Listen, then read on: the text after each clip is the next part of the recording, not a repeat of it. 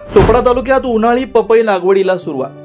चोपडा तालुक्यात April May महिन्यात केळी लागवडीबरोबर पपई लागवड देखील मोठ्या प्रमाणात केली जाते। केळीला लागणारा खर्चापेक्षा पपईला लागणारा खर्च हा कमी असल्याने शेतकरी पपई लागवडीकडे वळताना दिसतोय। पपई लागवड झाल्यानंतर काढणीपर्यंत शेतकऱ्यांना जास्त खर्च लागत नाही, त्यामुळे शेतकरी पपई लागवड करतायत। चोपडा तालुक्यातील माचला येथील शेतकरी शिवाजी पाटील या आपल्या शेतात सांगली येथून पपईची रोप आणून मजुराच्या साह्याने लागवड करतायत।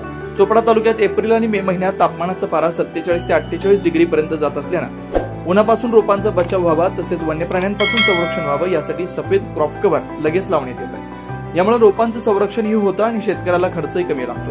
पपई 1.5 वर्षात येणारं पीक आहे, त्यामुळे पपईला कमी भाव मिळाला तरी देखील खर्चाच्या मानाने परवडत असतं असं पपई उत्पादक शेतकऱ्यांनी सांगितलं। पण तापमानासाठी जे बांबूचे काळे आणलेले आहेत, क्रॅप कोर आणलेले आहे, ते क्रॅप कोर आपण त्याला संरक्षणासाठी आपण क्रॅप कोर लावतोय। त्याच्यामुळे वन्य प्राणी आणि उन्हामुळे ते रोप खराब होत नाही। हे रोप कुठून आणलेलं आहे? रोप आणलंय सांगलीहून। सांगलीहून किती आहे हे तुमचे 2250 रोप आहेत।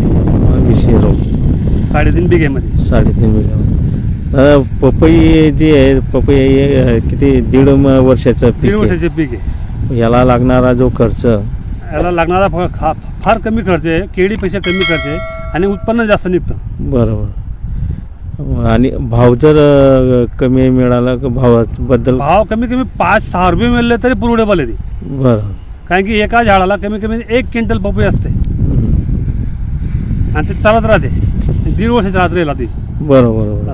केळीला तसं नाही, केळीला खर्च जास्त आहे, जास्त असं 30 किलो 25 किलोचा घड येतो। त्याच्यामुळे पपई परवडेबल आहे। बरोबर।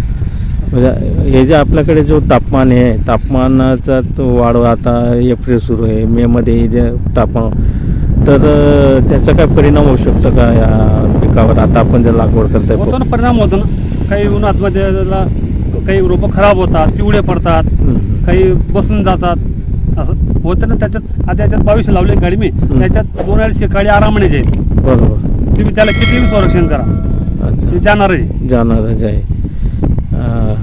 तर मजुरीचा खर्च वेगळा? मजुरीचा खर्च फक्त आता लागवड झाली तर झाली, मग काही टेन्शन नाही आपल्याला। व्यापारी येतो, व्यापारी मजूर घेऊन तोडून जातो, याच्या कपाशी सारखं काही नाही, काय चला वेचाल चला अमुक चला, तसं नाही।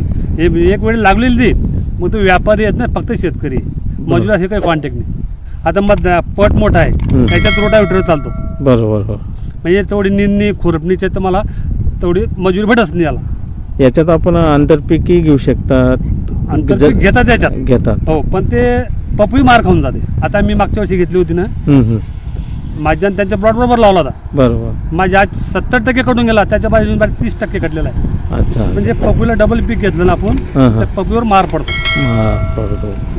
अच्छा अच्छा। काय नाव दादा? आपलं नाव शिवाजी एकनाथ पाटील, राहणार माचले, तालुका चोपडा। लोकनायक न्यूज करता प्रतिनिधी विनायक पाटील, चोपडा, जिल्हा जळगाव। लोकनायक न्यूज।